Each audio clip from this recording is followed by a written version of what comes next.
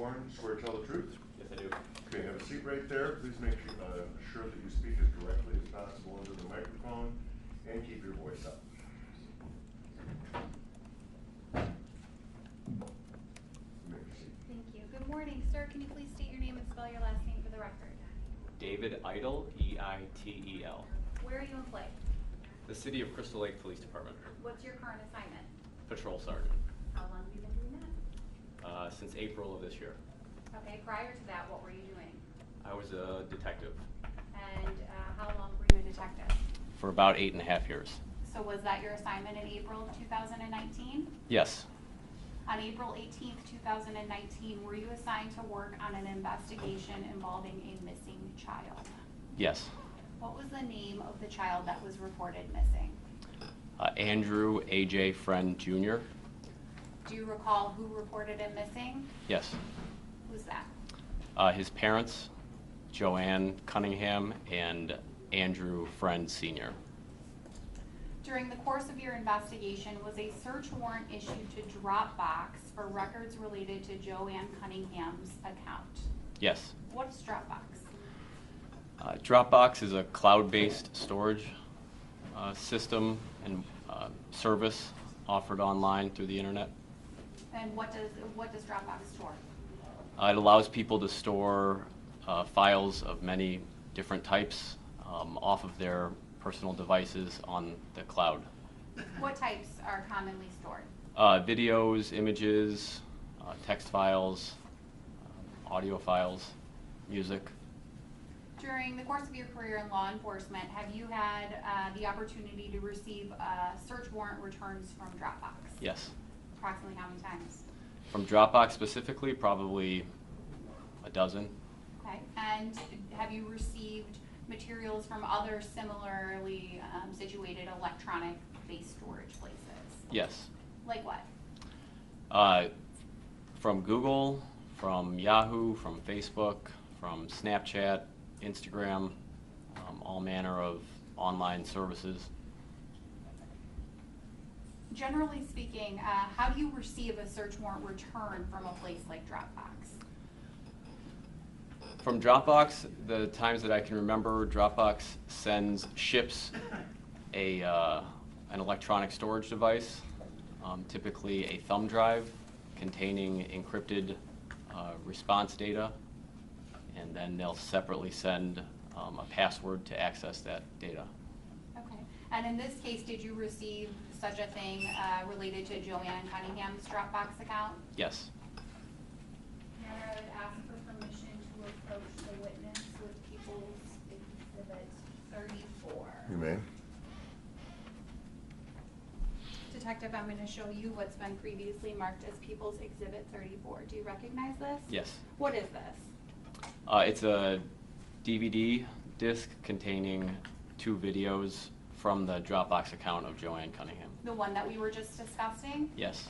And have you had the opportunity to view the videos that are contained on that exhibit? Yes. Do those videos fairly and accurately depict 2 videos that were contained on Joanne Cunningham's Dropbox account back in April of 2019? Yes. The 2 videos that are contained on that disc, the first one is that video titled VID_190124_124938025. Yes, with all those other numbers to the best of my recollection, yes. So are you sure about the first set of numbers, the 21090124? Yes. Okay. And during the course of your investigation, were you able to determine an approximate date for that video? Yes. Objection, Foundation. I'm about to ask him. Oh, so let's go to the foundation part first. Yes, thank you. How were you able to do so?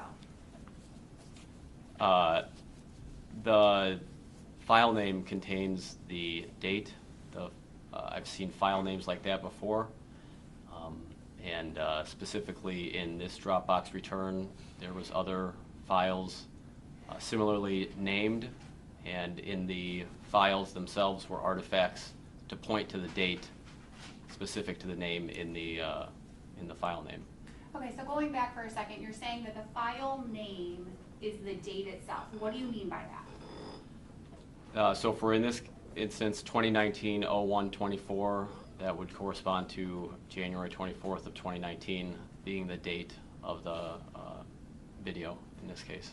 Okay, and I believe you indicated that there were other files that you were able to access that helped corroborate that the name of the video was associated with the date. Is that correct? Yes. Objection, leading. Overruled. Can you give us an example of one such video? It wasn't a video, it was an image, and its file name had in it 2018-12-25, and the image was of AJ and his brother opening what appeared to be Christmas presents.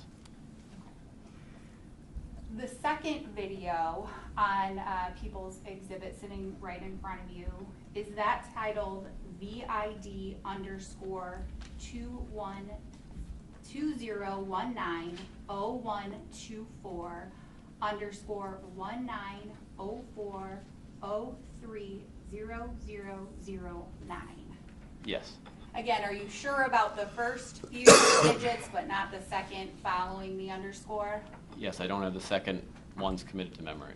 Okay. What, if anything, were you able to locate about the date of this video? It was the same date as the first video, 2019-01-24. As you previously testified, or as I've indicated, the file name has a second underscore, and then there are a bunch of numbers following that second underscore. Through your investigation or through your training and experience, do you have any idea what those numbers mean? Based on the format and then the videos themselves, I believe that at least the second four numbers corresponds to the time that the video was created. Okay. Your Honor, at this time I would move to submit People's Exhibit 34 into evidence. Objection as to relevance and hearsay. Response. Well, I'm not sure what the hearsay objection would be, but in regards to relevance, Judge, this is relevant. First of all, as you know, we're facing two criminal charges here, two separate criminal charges. In regards to the reckless conduct, we don't have to prove death. We have to prove great bodily harm. I believe that the videos depicted on this exhibit, as well as another exhibit I intend to introduce, could lead the trier of fact to believe that great bodily harm was committed against the victim in this case following December 18th, 2018. I also think it's relevant because, as you heard from Ms. Rosica yesterday, she indicated that had protective action been taken, there would have been, I believe her words were, eyes and ears within the home. Eyes would be able to see the injuries that I believe are depicted on People's Exhibit 34. All right, well, first of all, it's not hearsay. Second of all, regarding relevance, it's an element, the bodily harm to the child.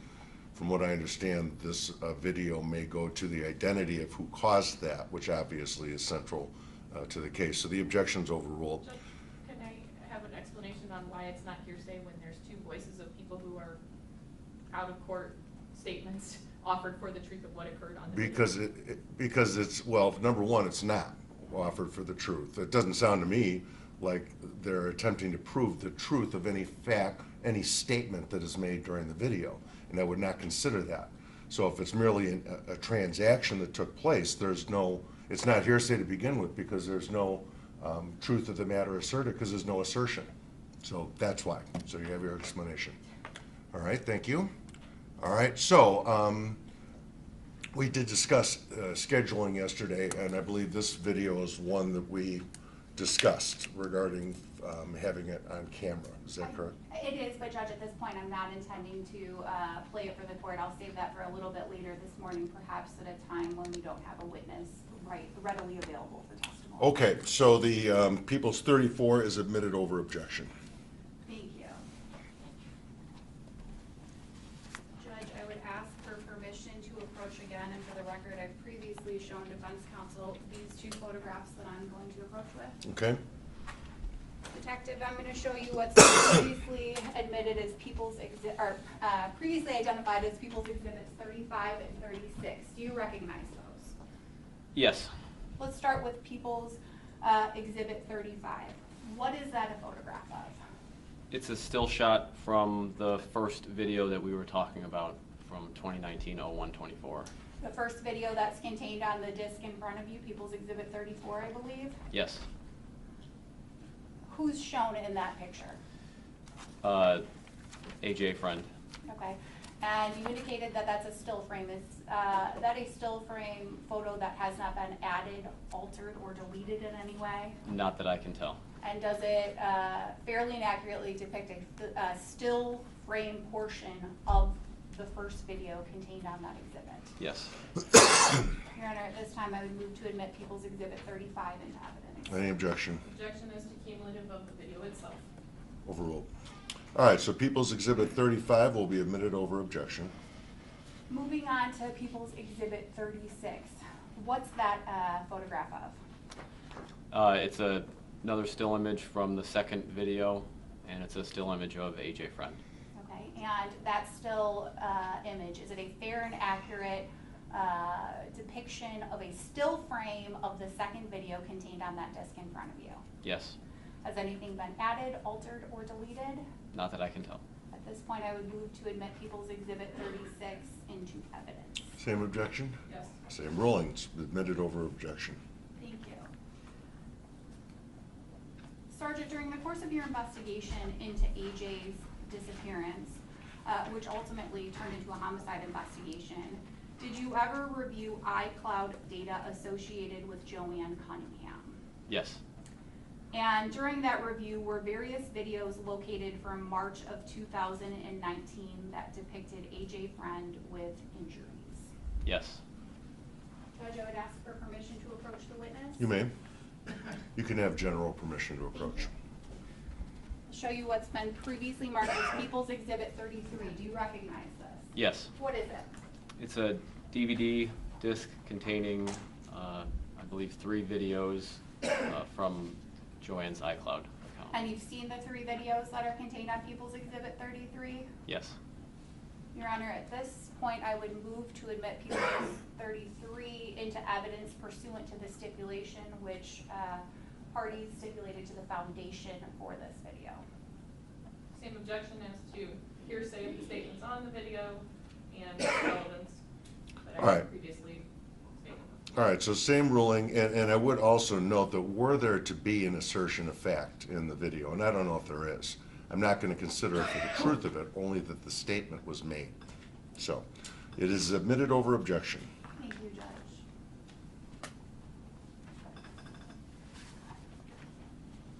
And finally, I'm going to hand you what's been previously marked as People's Exhibit 50. Do you recognize this? Yes. What is that? It's a still shot from one of the videos from the iCloud videos. Is it a still shot from the March 4th, 2019 video? Yes. Does that photograph fairly and accurately depict a still frame contained in that March 4th, 2019 video? Yes. Has anything been added, altered, or deleted in that photograph? Not that I can tell.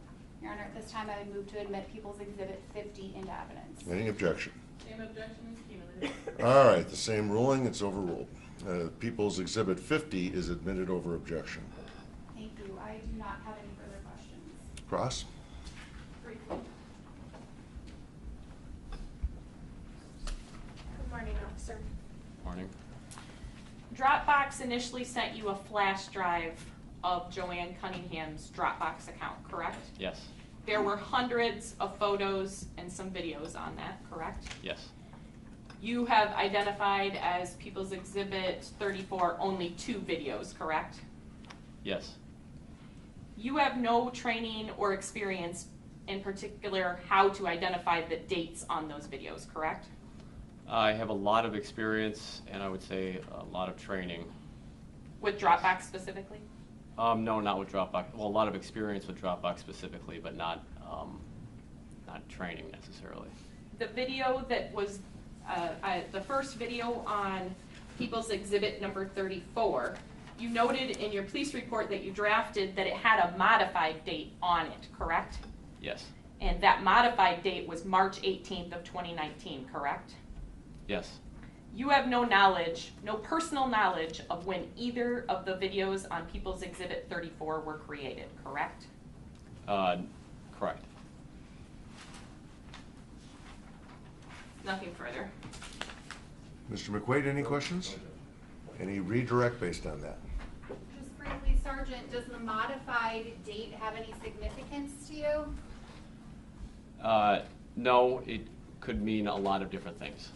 Like what? When it was placed onto Dropbox, when it was uploaded there, if it was moved within Dropbox from one folder to the other, modified could mean a lot of different things. Okay, thank you. Anything on that? No, thank you. All right, you may step down. Thank you.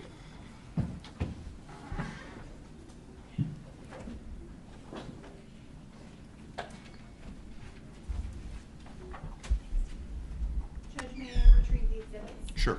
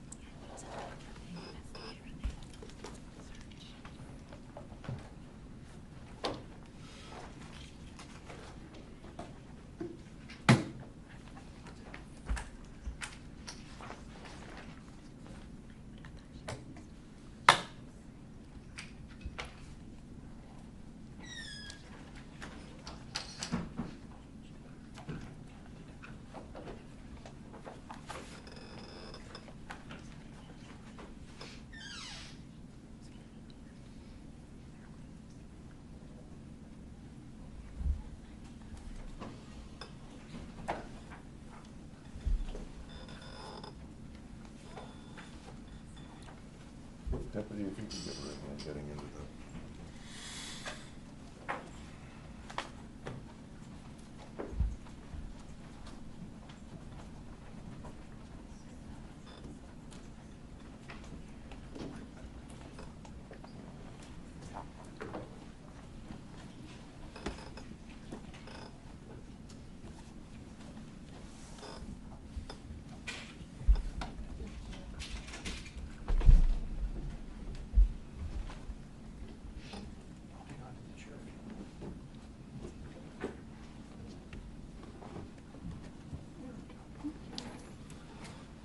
All right, ma'am, if you would raise your right hand to be sworn, you swear to tell the truth? I do. Okay, so please speak as directly as you can into the microphone and keep your voice up. Yes, sir. Thank you. Okay, you may proceed. Good morning. Can you please state your name and spell your last name for the record? My name is Pamela Wells, W-E-L-L-S. Ms. Wells, what do you do for a living? I'm an attorney in Illinois, And where do you work? the Illinois State's Attorney Appellate Prosecutor's Office. What do you do for the Illinois State's Attorney's Appellate Prosecutor's Office? I am a staff attorney, so I write briefs and I do oral argument How long have you been doing that? since February of 2021. Prior to February of 2021, what were you doing? I was an assistant state's attorney at various levels since April of 1994 through December 1st of 2020. Where were you an assistant state's attorney? Winnebago County. What divisions did you work in while you were in Winnebago County? Started in misdemeanor, then I went to juvenile and I was in delinquency. Should say started in misdemeanor in 1993. I moved on to delinquency around 1995. Then I went to the felony division. Sorry, I don't remember the date on that. Around May of 1998, I went back and I was doing juvenile abuse and neglect. Became the supervisor of that unit in October of 2000. I became an assistant deputy state's attorney. Cannot remember the year of that. In January of 2019, I became a deputy state's attorney, and then I was a deputy state's attorney up until November 30th of 2020. And the assistant deputy title and then the deputy title, what do those mean? Those are just a level of supervision. So it was, when I was assistant deputy, there were 3 or 4 people who after the state's attorney, we supervised the other attorneys in the office, were responsible for training, had more administrative functions as a deputy state's attorney and an assistant deputy. Okay. And during your tenure in the juvenile abuse and neglect courtroom, were you actively prosecuting cases?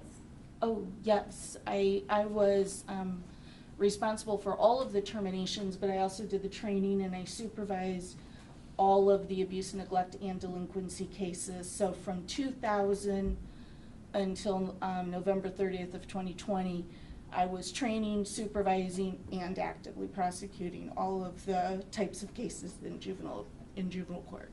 And during the course of your tenure in the juvenile abuse and neglect courtroom, were there a variety of judges? Oh, yeah.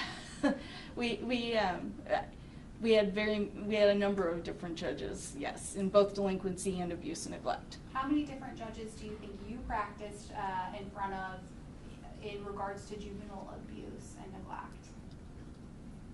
Oh, so Judge Holmgren, at least 8 up to 10.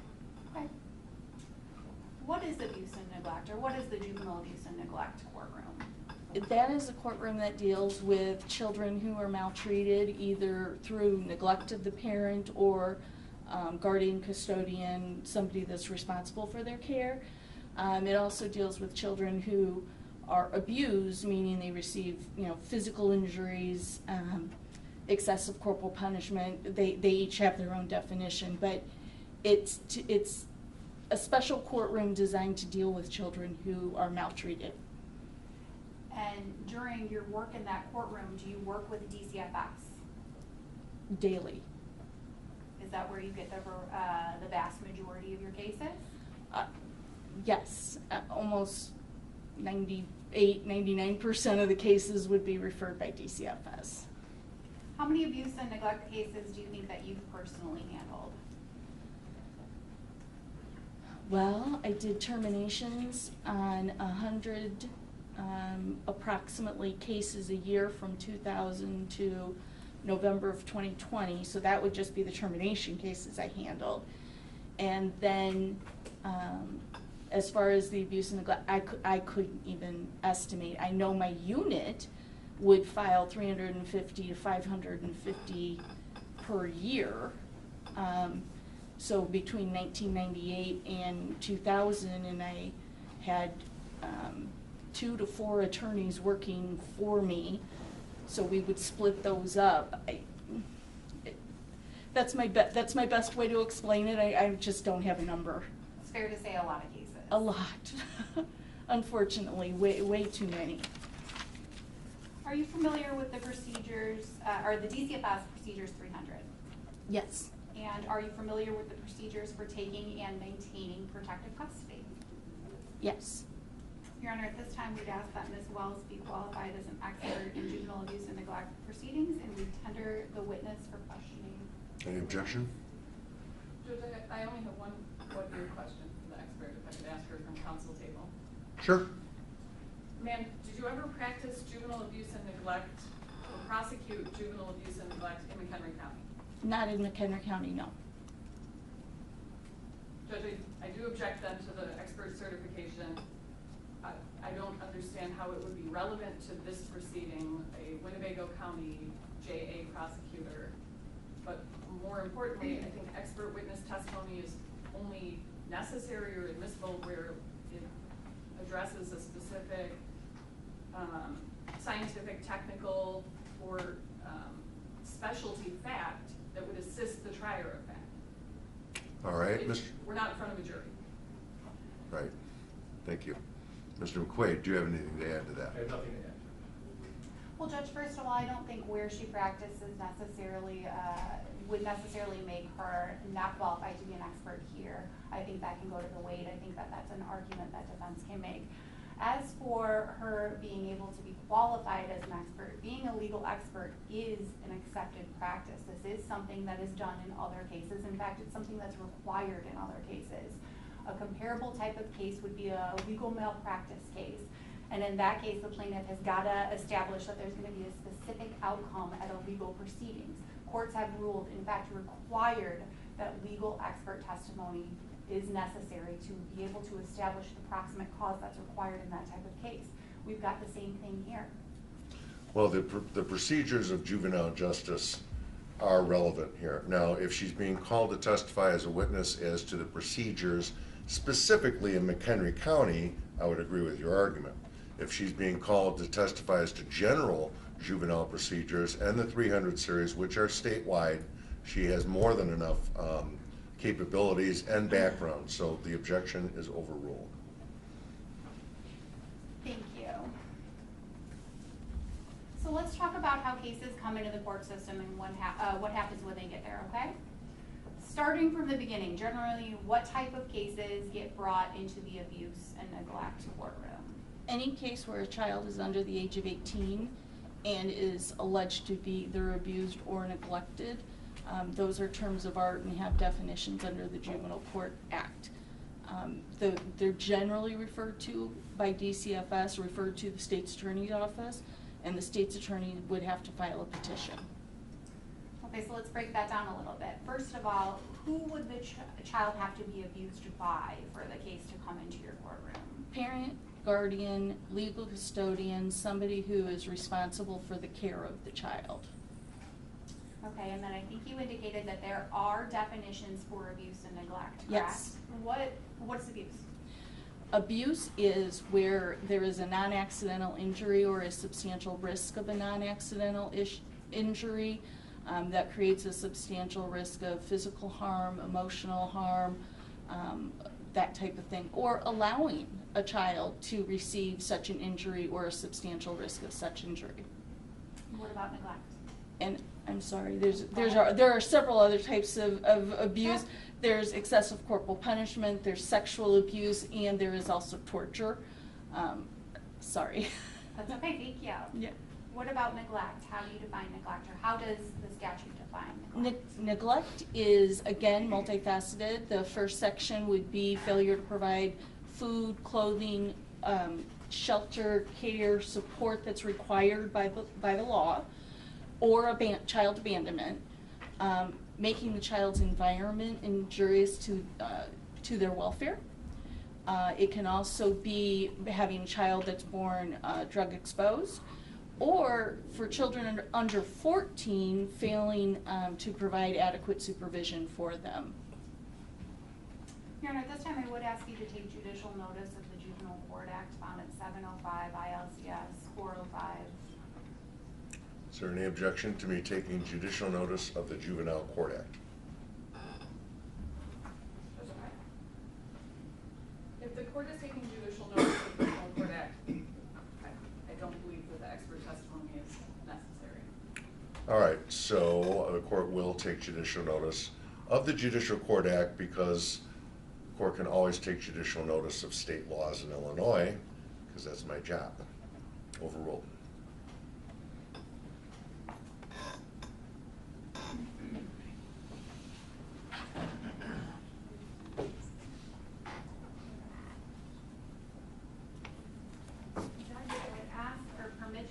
Permission to approach the witness with what's been previously marked as People's Exhibit 49. All right. And defense, you've seen 49? We have, Judge, but if the witness is going to testify from it, I would ask that it be put up in a place where we can all see it. I think that's a fair request. So, As long as it's not in front of it. so if, now it's, the writing's a little small, so if either counsel want to come up here and see if it's too small for you up here, let me know. Thank you.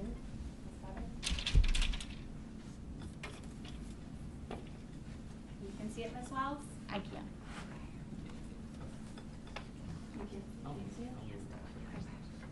Ms. Wells, I'm showing you this exhibit. Have you previously seen this? I have. And what is it? It's basically an outline of the juvenile court procedure, how cases come into court, what happens when the court makes different findings. And would this chart aid you in your testimony today? It simplifies things and kind of explains, it's a flow chart that explains how things happen, yes. Okay, great. Ms. Wells, how does a case generally get brought into the court system? DCFS would either take protective custody or send a statement of facts, one of the two. That's the main way that it happens. But the state's attorney's office, if they, or any person for that matter, but the state's attorney's office can also file a petition, even if DCFS does not refer it, if they have facts that would bring a child under the act, that the child is abused or neglected. Okay, so let's start with first DCFS referring the case to the system. You indicated you're familiar with protective custody, correct? Yes. What is protective custody? Well, protective custody is where a doctor, a teacher, law enforcement would take a protective custody. They would take custody of a child and call DCFS to get an investigation started because they have some reason to believe the child is unsafe. So a mandated reporter, for example, would take protective custody and call DCFS. And they're required to call DCFS, correct? Yes, mandated reporters are required to. And then in such a situation, generally what does DCFS do if protective custody's been taken? They have to respond within a certain period of time, and then they start their investigation, and they determine whether they are going to take temporary custody, which would require the child to be brought before the juvenile court, petition to be filed by the state's attorney, child brought before juvenile court, and that has to happen within 48 hours, excluding holidays and weekends. So if a child is taken into protective custody and DCFS decides to maintain that protective custody, there has to be a hearing within 48 hours of that child being taken into custody? Yes, excluding weekends and holidays. Okay, and that's what we're referring to up here, top left of the chart, correct? Correct. Okay, so you said temporary custody. How does temporary custody differ from protective custody? Protective custody is kind of a term of art it's taken by a mandated reporter long enough for DCFS to be contacted and start their investigation. Now, what if DCFS decides not to refer the case or maintain protective custody? Well, two things can happen. They can either determine almost immediately that there is no basis for a continued investigation, and then they would close their investigation. Generally what happens is they would start their investigation, put a safety plan in place, determine if the child is safe. Those types of things would happen before they make the decision to refer the case to court or not. So they obviously have to do some investigation, and they're making those determinations up front. So if DCFS decides not to maintain protective custody, but rather places the child in a safety plan, does that mean that there can't be court intervention? No, there can still be court intervention if the child falls under the statutory definitions of abuse or neglect. So how could there be that court intervention? There could still be a referral to the state's attorney's office, or the state's attorney's office through a police report or some other means can still file a petition.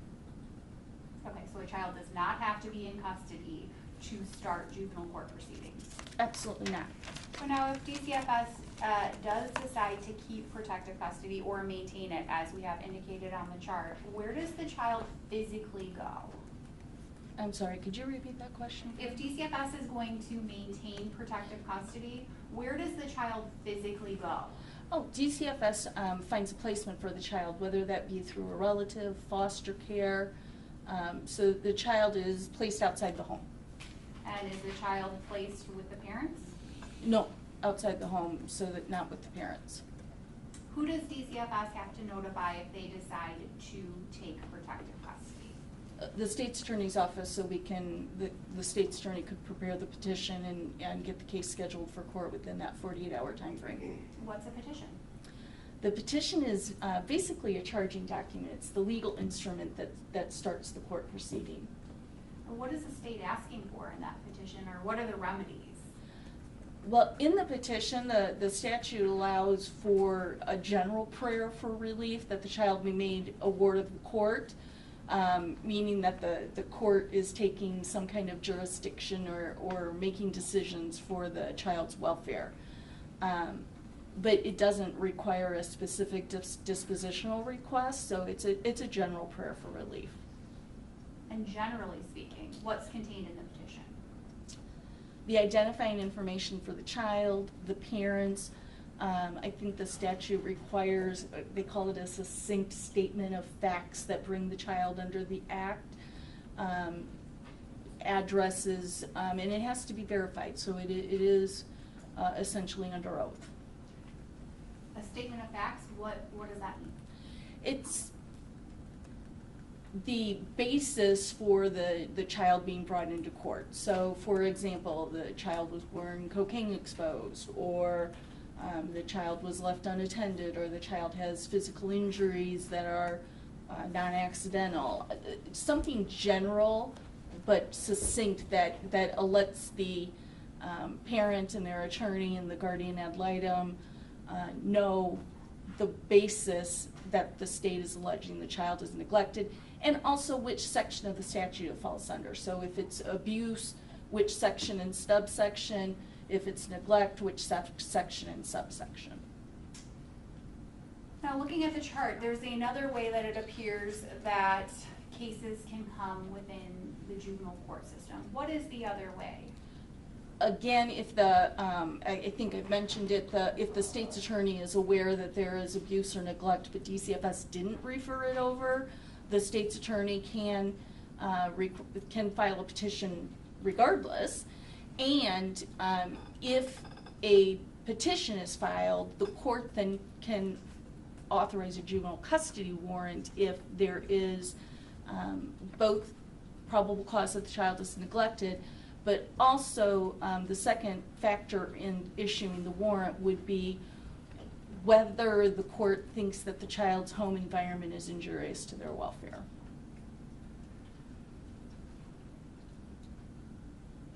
Okay, so if the court determines that the child's environment is injurious to their welfare, they may issue what you call a warrant. What does that mean?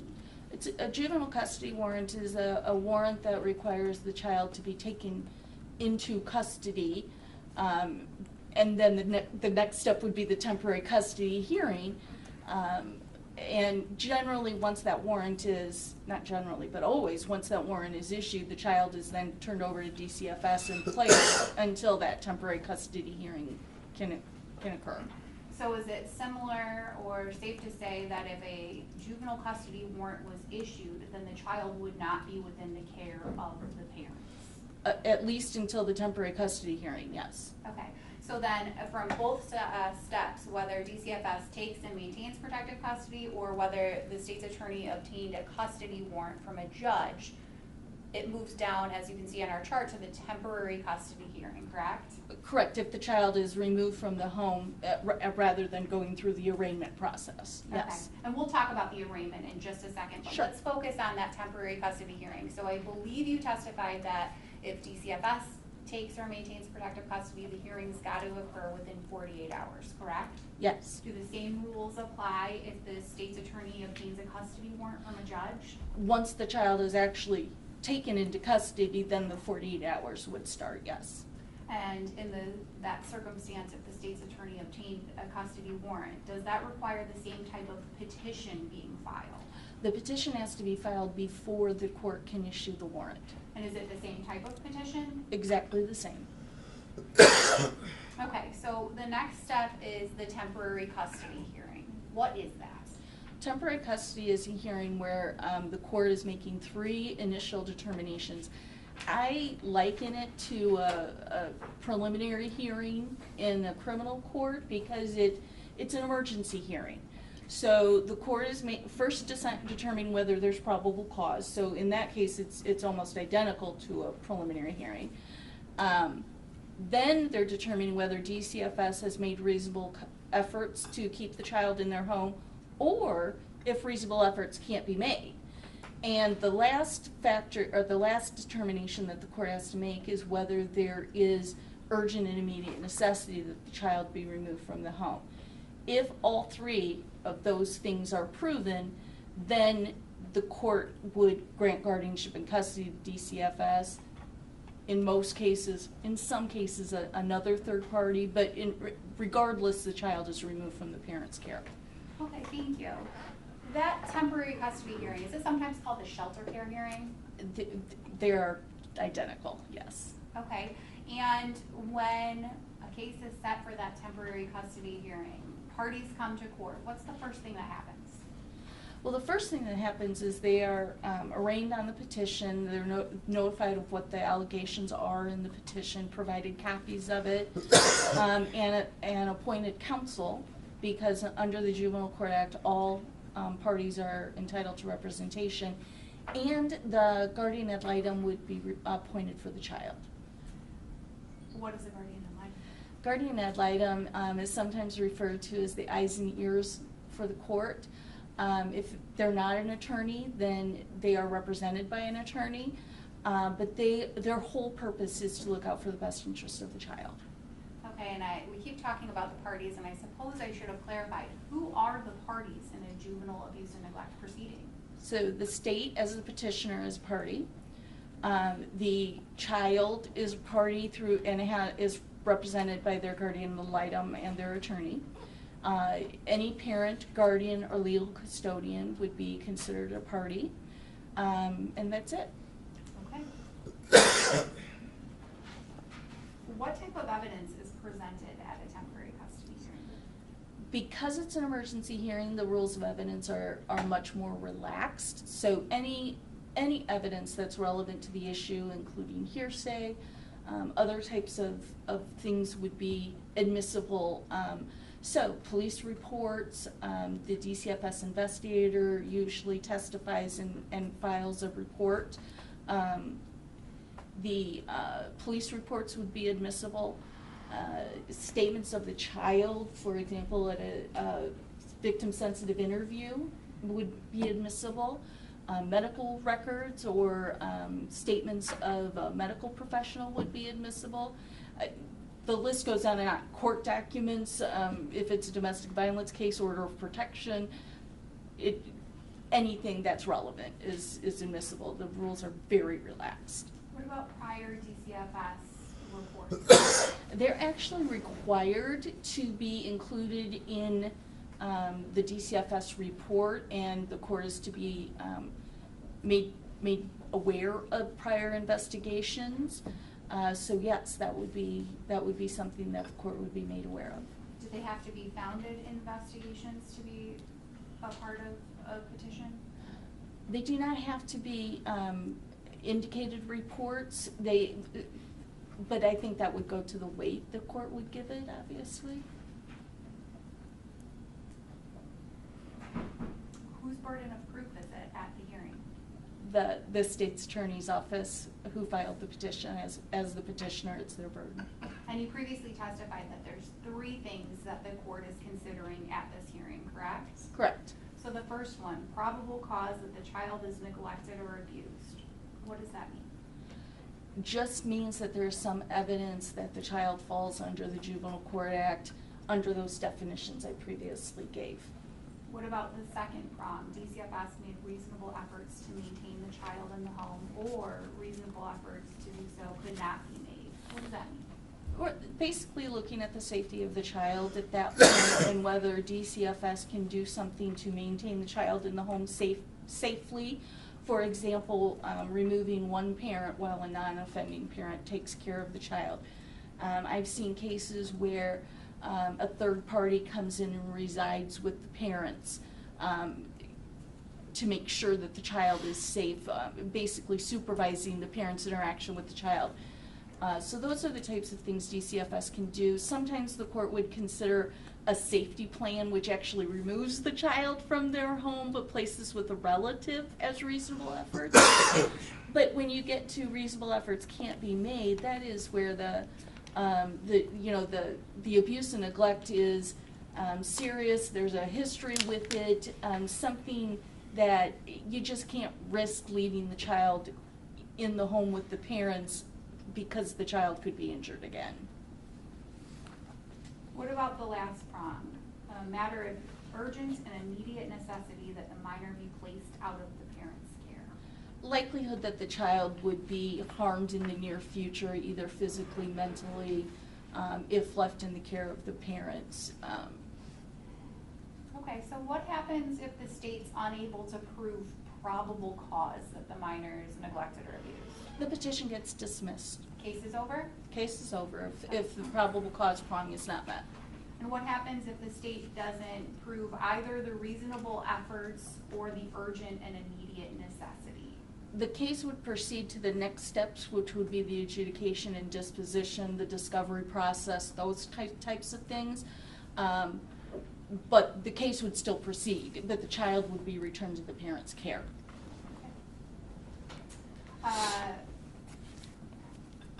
Would the court place any conditions on parents if such a thing were to happen? So in the Juvenile Court Act, they have something called an order of protection, and it's not the same as a domestic violence order of protection that we've all heard of, but the court can, with any order it enters, so the temporary custody order or the order denying temporary custody, it can enter what's called an order of protection. And it can order DCFS to open an intact case, the parents to comply with services, the child to be seen by DCFS or be made available to be seen by the guardian ad litem in DCFS. So the court can enter any order that it thinks necessary to keep the child safe while still in the parent's care. And, okay, so what we're talking about there, that would be on the right side of the chart, that yellow box, return home under supervision of the court. Is that what you're talking about right Yes. now? Yes. Okay, and in a case like that, if a child was returned home under supervision of the court, would the child regularly be seen by people from outside of the home? It would, because if the court has, and DCFS is continuing to be involved to provide services to the parents, DCFS also has rules and regulations that require the child to be seen regularly. The minimum is once a month, but it can be weekly, bi-weekly. Also, you've got a guardian ad litem that has to see the child before the child is, before the adjudication. So that's a statutory requirement. So people are in and out of the home providing services to the child and to the parents. So there would be eyes and ears on the child. What happens if the state's proven all three things?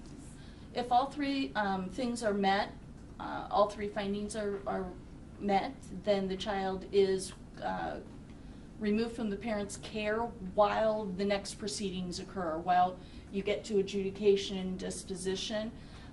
Generally, that's to DCFS, but the court can grant guardianship and custody to a third party, like a grandparent, an aunt, uncle, but generally it's to DCFS, and DCFS then determines placement. And in your training and experience, these temporary custody hearings, do they always actually proceed to an evidentiary hearing, or is there agreements between the parties? They're actually rarely. Pardon me? Foundation. Response. I'm asking her in her training and experience, so I think that's laying a foundation. Judge, then I'd also make a relevancy judgment because her experience is in Winnebago County. There was no JA involvement in this case, and if the argument is that there could have been, might have been, it would have been in McHenry County. So her experience in Winnebago County as to how it usually goes is irrelevant. Well, I'm not considering her testimony as to necessarily something that is merely indigenous to McHenry County. Merely what generally happens in juvenile court. So that goes to the weight, not the admissibilities. The objection is overruled. I apologize, could you repeat the question?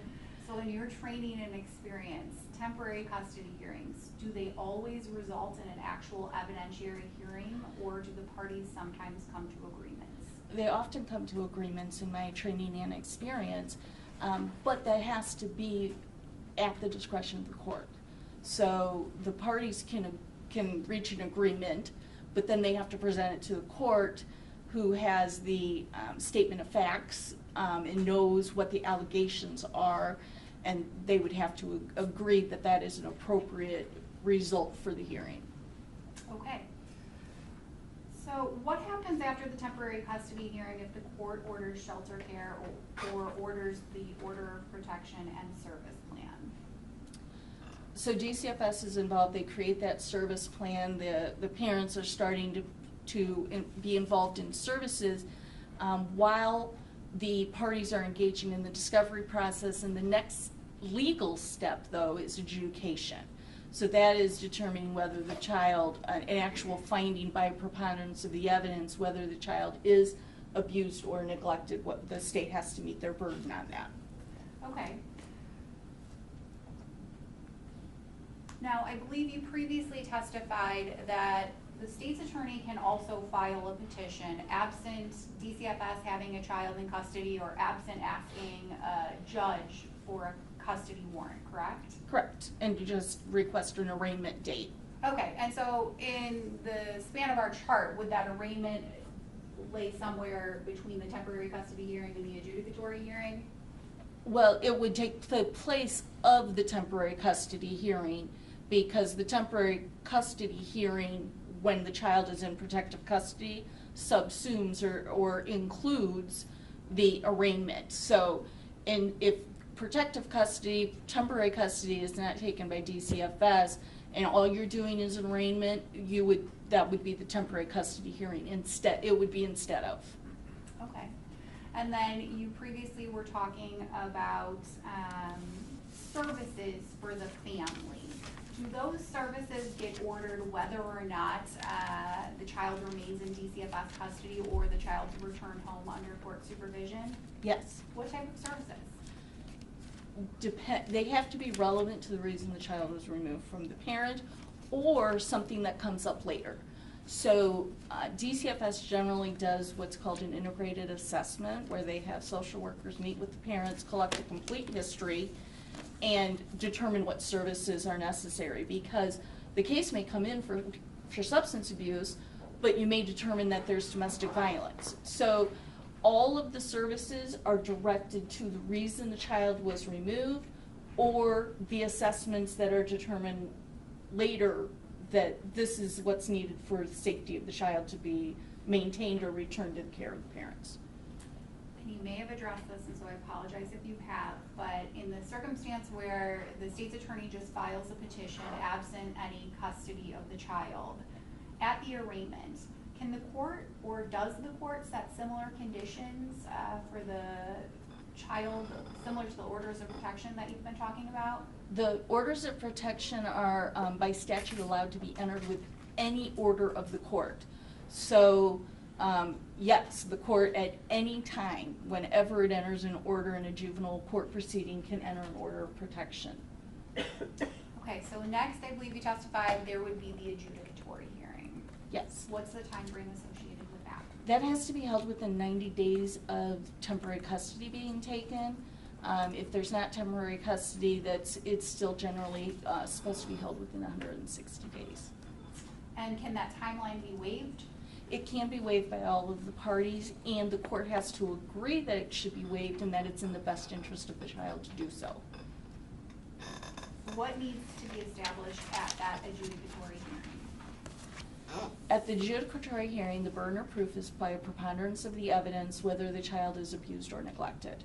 That is the only issue at that phase.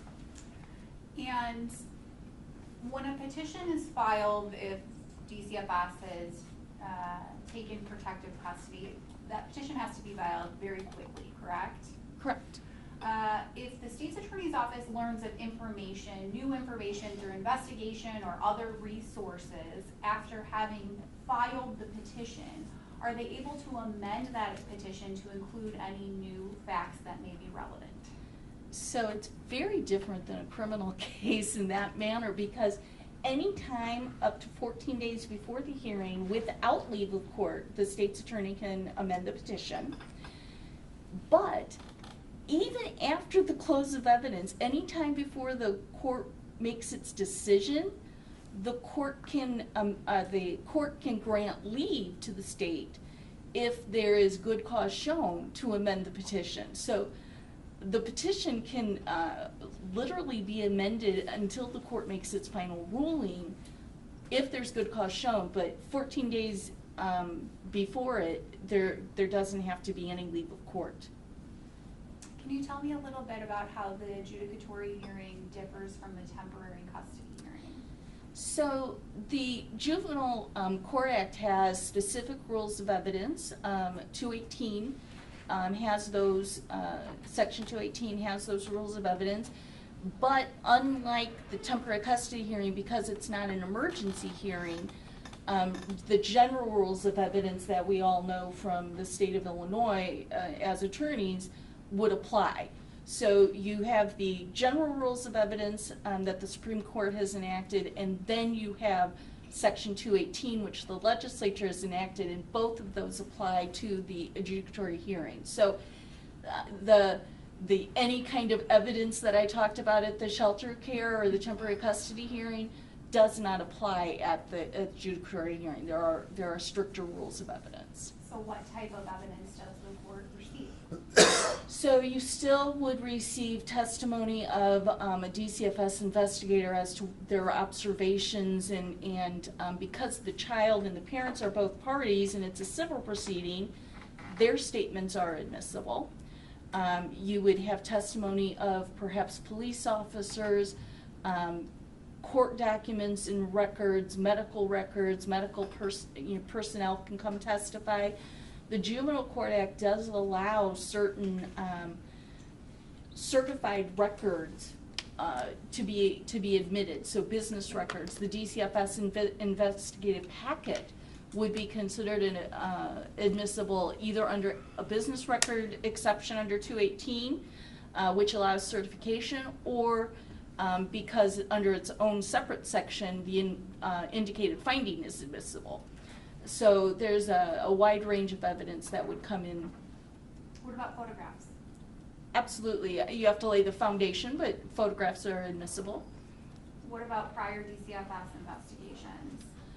Prior indicated DCFS records would be admissible if they are relevant to the allegations in the petition. So relevancy would be the issue there.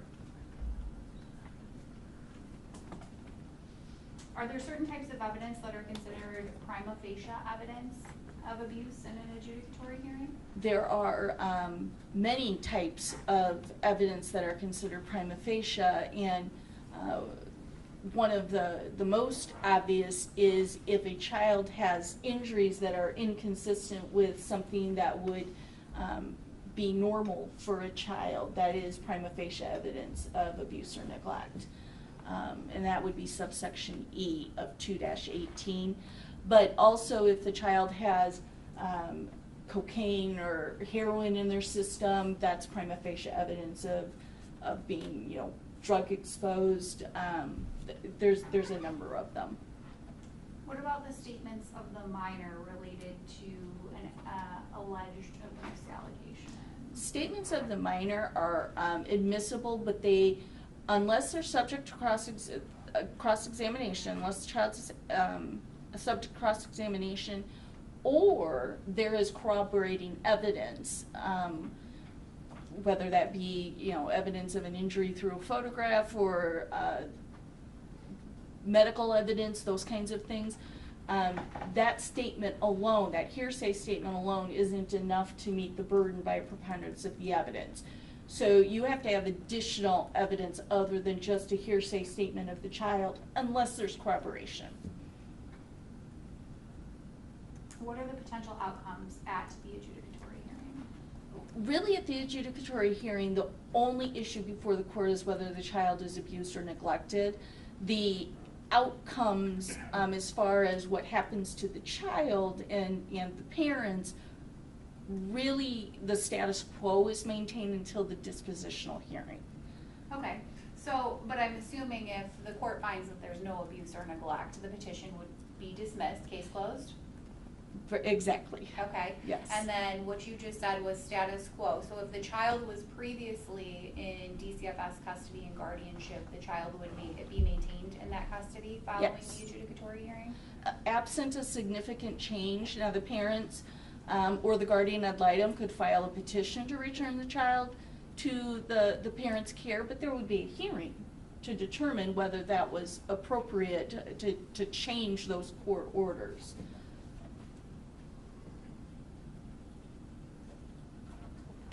So can you tell me a little bit about the dispositional hearing? Sure, the dispositional hearing is, I liken it to the sentencing in a criminal case. It's where the court finds and decides whether the parent is fit, willing, and able to care for the child in the home. That if the court finds that they're not, that would then lead to guardianship and custody continuing. The court also at that point determines what services are necessary for the child and the parents, and can order those as part of the disposition. So kind of like conditions of probation, and those are the findings that are made at that time.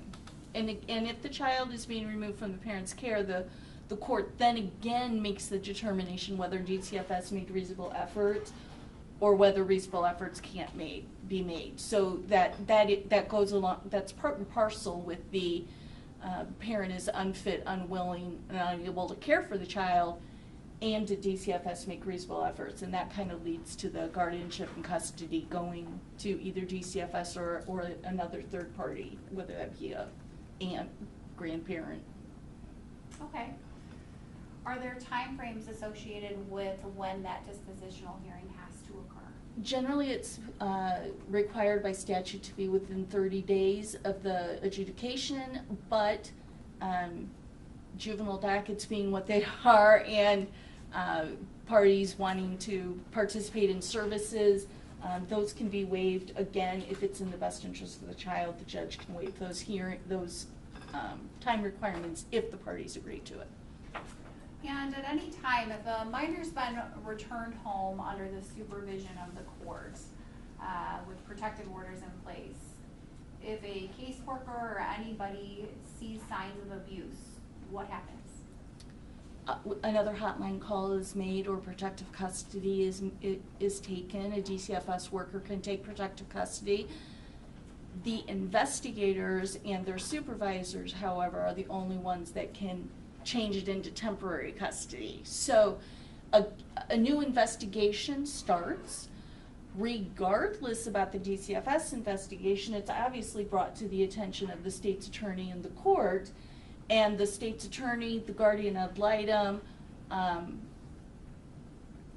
any of them can request a new a temporary custody hearing at that point based on those changed circumstances. Thank you. So Ms. Wells, I want to go over the case in question. You've reviewed materials related to the minor AJ Freund, correct? I did.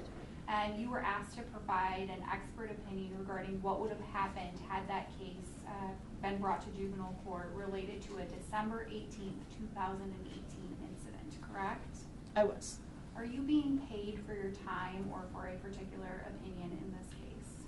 No, my work with the Illinois State's Attorney Appellate Prosecutor's Office, they just considered this part of my regular employment to provide advice and information to the state's attorney's offices. In this case, you're aware that the Crystal Lake Police Department took temporary custody of AJ on December 18th, 2018 and called DCFS early that morning, approximately 9:17 a.m., correct? Yes, they took protective custody, and the police were involved in an investigation, yes. And you're aware that Defendant Acosta and Defendant Polovin, two DCFS workers, you may not be aware of them, but you're aware of those individuals letting protective custody lapse at approximately 10:35 a.m., correct? Correct. You reviewed the Crystal Lake Police Department reports associated with this December 18th, 2018 incident, correct? I did. And those reports contain the statements of Officer Schiffa, Joanne Cunningham, Daniel Nowicki, and AJ Freund, correct? It did include those statements, as well as there were some photographs I saw as well. Thank you. You had the opportunity to review the prior A and B sequence related to the Freund and Cunningham family, correct? Yes. And you've reviewed the leads inquiries of Joanne Cunningham, Andrew Freund Sr., and Daniel Nowicki, correct? I reviewed all of those documents. You also reviewed the medical records related to AJ's December 18th, 2018 visit at Centegra, correct? I did. All of those things that I just asked you about, would those have been available to a juvenile abuse and neglect prosecutor prior to a temporary custody hearing? Objection, Foundation. Response. But it's her training and experience, Judge. Objections overruled. Yes, they can get police reports very easily because they work with the police all the time. They can get DCFS investigative packets. So all of those documents would have been available. And they obviously have access to leads. If they couldn't get medical records in time for a temporary custody hearing, let's say, would the statements that the medical personnel made to DCFS investigators be available prior to December 18th, or prior to that shelter care hearing? If the records, Pardon me? Same objection. Same ruling. if the records themselves weren't available at a temporary custody hearing, hearsay is admissible. So the statements of the doctor, the nurse would have been admissible and brought forward. In your opinion, based on the items that you've reviewed, was there sufficient evidence to file a petition? Absolutely. And in your opinion, had the matter proceeded to a temporary custody hearing with the evidence related to the exhibits that we just spoke about, would the state have prevailed? Objection, Judge, calls for speculation. Normally it would, but this is a hypothetical which is within her expertise. So this goes to the weight, not admissibility, so the objection is overruled. In my opinion, yes, the child's bruising to his trunk, additional injuries, the doctor in the ER statements as to the changing versions of how he got those injuries, the condition of the home, all of that would have led to a temporary custody finding pending the completion of the investigation and the adjudicatory hearing. Well, in regards to the second prong that we talked about earlier, what the court's considering at a temporary custody hearing, that's whether the DCFS made reasonable efforts, what evidence supports that? Well, you've got the continued substance use that has been occurring in the prior year. You have the child with an injury in March of 2018 at the hospital. And now you have an injury again in December of 18 to a protected area of the body that there are varying explanations for, including one that it was inflicted by a belt by mom. And you have a doctor specifically saying, we need a child abuse expert medically to see the child, and the child should have a forensic interview to clarify those statements. So all of that would have been taken into consideration as to reasonable efforts. And would that be a reasonable efforts could not be made? Exactly. Reasonable efforts couldn't be made because at that point you have a child indicating the parent injured them. You have a long history of substance abuse and a prior injury to the child, and you don't leave the child in the situation to be injured again while you figure it out. And so that supports also that third prong, matter of urgent and immediate necessity? It does. Where would AJ have gone following that temporary custody hearing? DCFS would determine placement unless there was a relative that had stepped forward and sought custody themselves, but that is extremely rare. So the majority of cases, DCFS would be granted guardianship and custody and then would determine placement, whether that's foster care or a relative. Now, in your opinion, had the judge determined that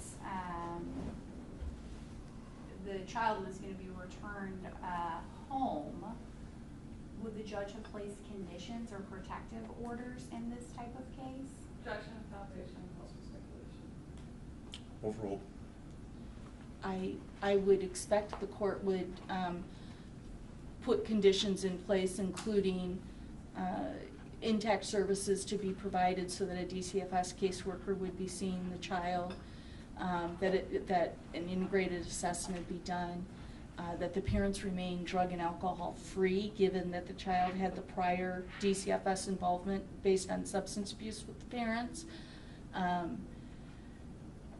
Probably a no contact with Mr. Nowicki if he was still in the picture at that point. So there's a wide range of things, but random drug drops to ensure that the parents are remaining drug and alcohol free, starting substance abuse treatment, those types of things. So had AJ been returned home under court supervision, would AJ have been seen by people outside of the home regularly? Objection, calls for speculation. Overruled. I would expect that there would be caseworkers doing their responsibility under DCFS policy to regularly see the child pursuant to their procedures. What about a GAL? The guardian ad litem would be legally required to see the child at least once before the adjudication and again before disposition. But I think it's important, in this case, AJ had a previous CASA, and generally a CASA would be reappointed once the child had already been involved in that program. And CASA regularly sees the child monthly at a minimum. So assuming CASA was reappointed, that person would also be in AJ's life and seeing him regularly. Now, you learned in the medical records, and you testified about it a little bit, but that the emergency room doctor indicated that she was not a forensic doctor and wanted AJ to be seen by a forensic doctor, correct? Correct. Had an assistant state's attorney learned this prior to a temporary custody hearing, could that assistant state's attorney have done or requested anything? So through the Children's Advocacy Center, there is a multidisciplinary team, and that is something where DCFS is involved, the state's attorney is involved, often the merit personnel are involved, the Children's Advocacy Center people are involved, and we come together as a group to determine what, if any, additional steps need to be taken. Now, while DCFS, merit, the police department, they don't work for the state's attorney's office, a reasonable request, such as following through with an emergency room doctor's recommendation that the merit people take a look at this child, or that a forensic interview happen, I have never seen such a request not followed through on. So the state's attorney could certainly request, either through the police department, through DCFS, or through the multidisciplinary team, that those steps take place. And when you were an assistant state's attorney, did you ever ask DCFS or the police department to do certain follow-up work? All the time.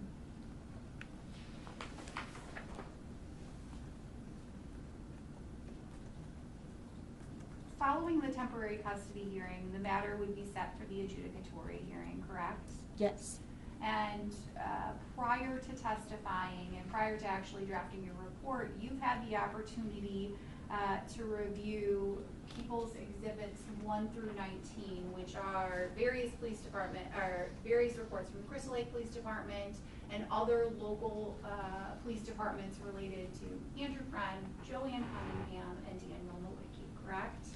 I don't know specifically what people's 1 through 19 are, but I reviewed, in my report, I reviewed a bunch of reports from Crystal Lake as well as other departments. Your Honor, may I approach, please, to retrieve people's You votes? have general leave to approach. Thank you, sorry. You need, Okay, Ms. Wells, I'm gonna show you People's Exhibits 1 through 19. This is a binder with various reports. If you could just glance through those and see if those were the reports that you've previously reviewed.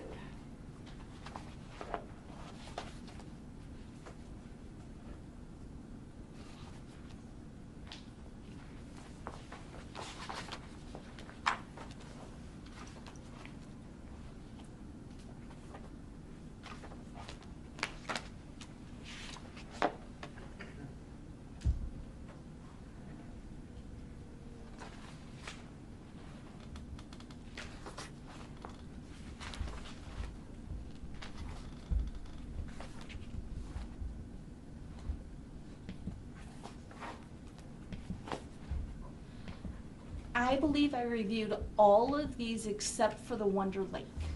Okay, thank you. Now, the information that's contained within those exhibits, excluding the Wonder Lake report, which you haven't read yet, would that type of information be admissible at the adjudicatory hearing? I think the ones that are more recent, not the 2012 necessarily, but the ones after AJ's birth certainly would be relevant to the ones showing the recent substance abuse, especially in 2018, would definitely be something I would be presenting at shelter care.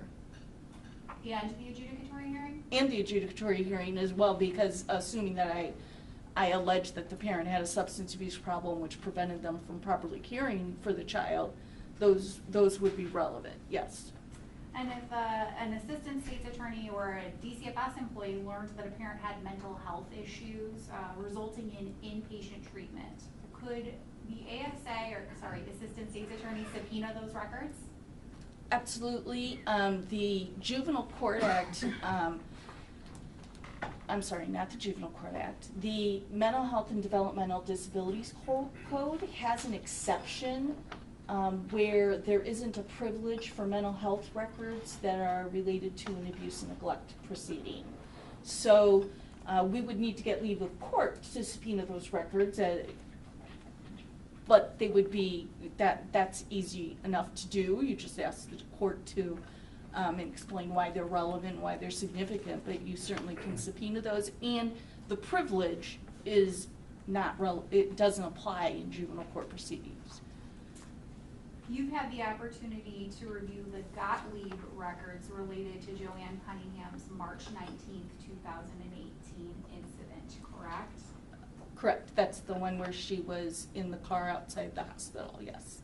And this is also where the B sequence of DCFS, that report originated, correct? Correct. You've also had the opportunity to review Ms. Cunningham's Sun dance records from April of 2018 and June of 2018, where she admitted to using opiate drugs, correct? Correct. And those records show that Joanne was ultimately discharged from that program. Believe in June. You've reviewed the Mount Sinai records related to her July visit, correct? Correct. And that was where she was suicidal, planning on walking in front of a bus, and had admitted to using heroin on a daily basis, correct? Correct. Would those records be admissible at the adjudicatory hearing? To show the certified records or medical records are admissible, so they would be admissible at the adjudicatory hearing, yes. Would it be relevant? Assuming that the petition included an allegation of substance abuse preventing her from properly parenting, absolutely. Are you familiar with Dr. Davis at Merritt? Oh, I'm very familiar with Dr. Davis, yes. I've had him testify for me in cases. And what about Shannon Kruger? She's testified for me as well, and I'm very familiar with Shannon. If Dr. Davis or Ms. Kruger opined that the injuries contained on the photographs that you previously reviewed from the Crystal Lake Police Department that depict a bruise on AJ, if they opined that they did not appear consistent with a dog placing a paw on AJ, would that increase the likelihood of the state prevailing at an adjudicatory hearing? Objection, calls for speculation, improper hypothetical. Overruled. The testimony of the medical personnel at Merritt would very much weigh into any adjudicatory finding. And I would expect that if that was their testimony, that would be given great weight. Would that also include if the opinion was that the bruising on the torso was consistent with a belt? Would that also increase the likelihood of prevailing at the adjudicatory hearing? Same ruling. That goes towards the non-accidental type of injury, so assuming that the allegation was abuse or even a neglect creating an environment injurious, that would certainly have great weight. Following that adjudicatory hearing, in your opinion, where would AJ have gone? Assuming temporary custody was originally granted, then that would have been maintained until the dispositional hearing, because the status quo is what normally happens after an adjudicatory hearing. You don't get to any kinds of changes of placements until the dispositional. Based on your expert opinion, what is the likelihood that AJ would have been returned home without any conditions? Same objection. Same ruling. I don't think there's any likelihood that he would have been returned out home without conditions. Why? Given the injury, the protected area, the history of substance abuse, just not safe in the home. So in this case, since the allegation or the police contact and DCFS contact occurred on December 18th, do you believe that a dispositional hearing would have occurred prior to April 15th, 2019? Same objection. Same ruling. The statutory requirements would indicate that the hearing would occur before that date. The 90-day hearing requirement is basically 3 months, so from December 18th, that the hearing should have occurred in March.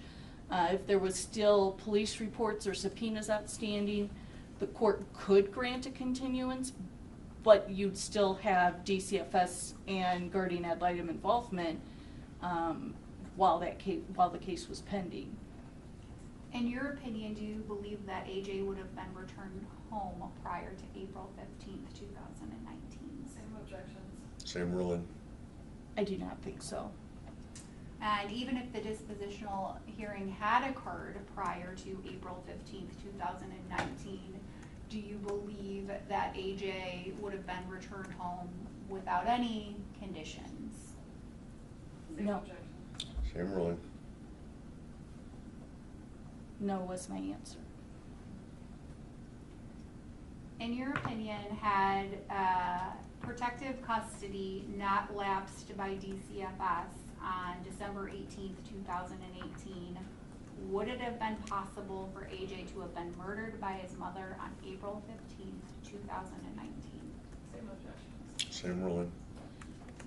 No, because the court involvement and the people involved with providing services to the family would have been a disruption in the privacy and what was going on behind closed doors. And so you would have had people, the parents would have been less likely to abuse him, number one. And number two, if the abuse had been ongoing, they would have been able to see it, and there would have been later hearings to remove him from the home. That's assuming he was in the parent's care. If he wasn't in the parent's care, obviously they're not going to be, committing the kind of abuse that led to his unfortunate death in the presence of caseworkers or at supervised visitation.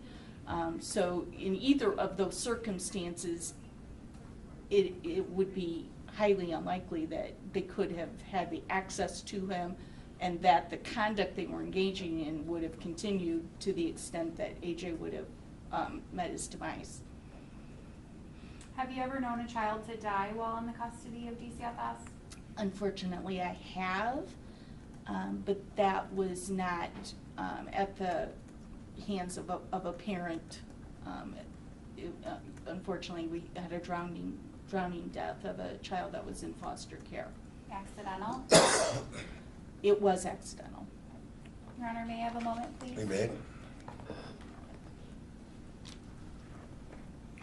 I don't have any further questions. Press? Judge, before I start my cross, I would ask that we take a break. We were provided with previous iterations of Ms. Wells' report about 10 or 15 minutes before we started this morning. Okay.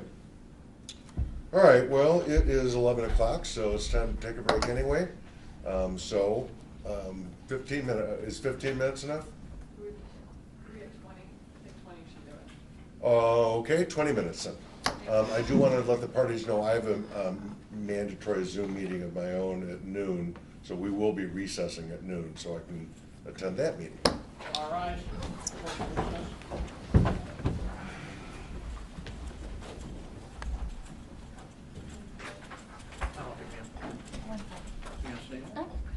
I'm comfortable.